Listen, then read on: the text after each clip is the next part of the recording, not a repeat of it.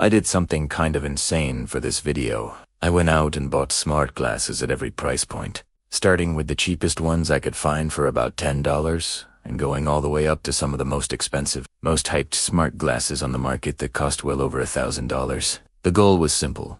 Figure out which smart glasses are actually worth buying and which ones are just tech hype strapped to your face. Smart glasses are having a serious moment right now. For years, they were basically a joke, weird designs, bad audio, and almost no real use cases.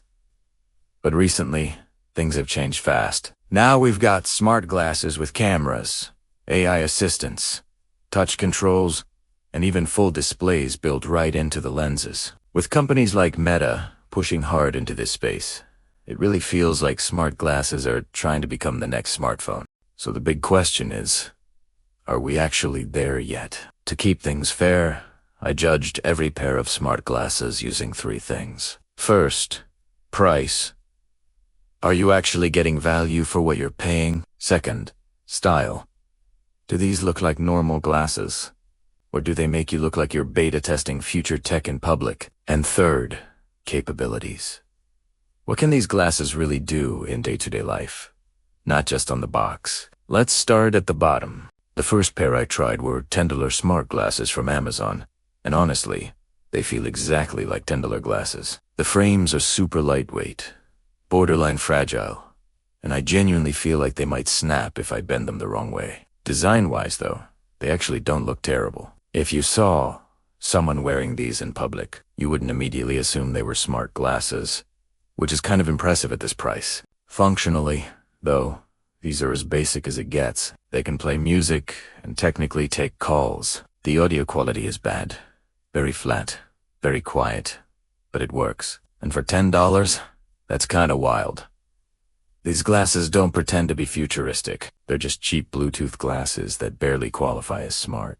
But somehow they still do the job. Not impressive, not exciting, but not useless either. Things somehow got worse when I moved up to $40 smart glasses. These look more techy, but not in a good way. The design feels awkward. The audio quality is genuinely painful, and somehow they perform worse than the $10 pair. Calls barely work.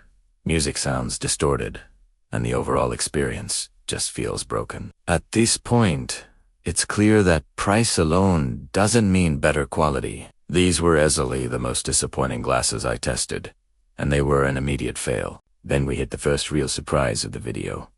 The $100 smart glasses. As soon as I opened the box, I could tell these were different. The build felt more solid, the case was nicer, and even though the frames were thicker, it felt intentional instead of cheap. These definitely lean into the tech glasses look, but at least they own it. What really shocked me was what these glasses could actually do. Music, calls, photos, video recording, and even an AI assistant, all for around $100. I asked the assistant what I was looking at, and it gave me a surprisingly accurate description of the scene in front of me, even in low light. That moment genuinely caught me off guard. At this price, I did not expect anything close to that level of functionality. These glasses felt like a glimpse of the future, hiding in a budget product. Next up were the Echo frames, and these completely flipped my expectations. These are some of the best-looking smart glasses I've tried so far. If you care about style, these are easily near the top. They look like normal, everyday glasses, and when you're wearing them, no one would ever guess they're smart. The audio quality on these is fantastic. Music sounds full and clear, and calls are easily some of the best I tested. The downside is that these glasses are basically just Alexa on your face. There's no camera, no display, no AR. Just voice control, music, and calls. If you love Alexa, you'll probably love these. If you don't, the constant talking can get annoying really fast. Still, for what they're designed to do, they do it well. Once I crossed into the $300 range, smart glasses started to feel completely different. This is where augmented reality really comes into play. These AR glasses project a massive virtual screen in front of your eyes when you plug them into your phone or laptop. Watching videos, editing, or even gaming on these feels surreal, especially on a plane or in a tight space. It's genuinely one of the coolest ways to consume content. That said, these glasses are chunky.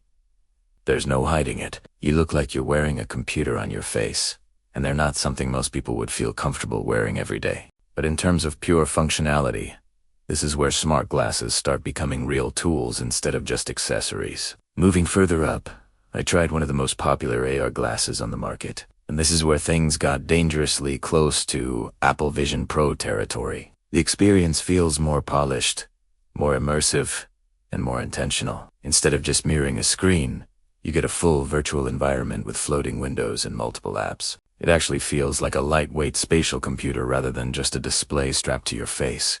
They're still bulky, and they're not exactly subtle, but the capability here is undeniable. Entertainment, multitasking, and immersive content all feel natural. These glasses made me understand why people are so excited about AR Eventug. We're still early. Then came the most expensive AR setup before Meta, and honestly, this one left me conflicted. On paper, it should have been incredible. It has its own dedicated system, a full interface, and a ton of features. But in practice, it felt clunky. The visuals weren't as sharp as I expected.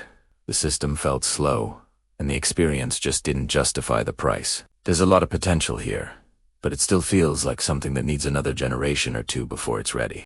Finally, we get to the Meta Ray-Ban display glasses.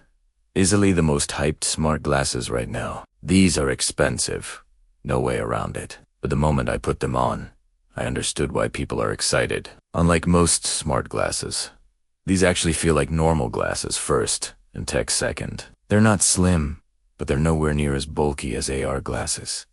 The display itself is wild. It's a small, private screen that only you can see, floating just off to the side of your vision. You can scroll through menus, play music, take photos, and interact with the system without pulling out your phone. It's not perfect. The controls take getting used to, and the display isn't crystal clear, but this feels like the biggest step forward so far. After trying everything from $10 to over $1,000, here's the truth. Smart glasses are absolutely the future, but they're not fully ready for everyone yet. Right now, they're best for tech enthusiasts, travelers, and people who genuinely enjoy experimenting with new technology. For the average person, we still need better battery life, smoother software, and more affordable prices.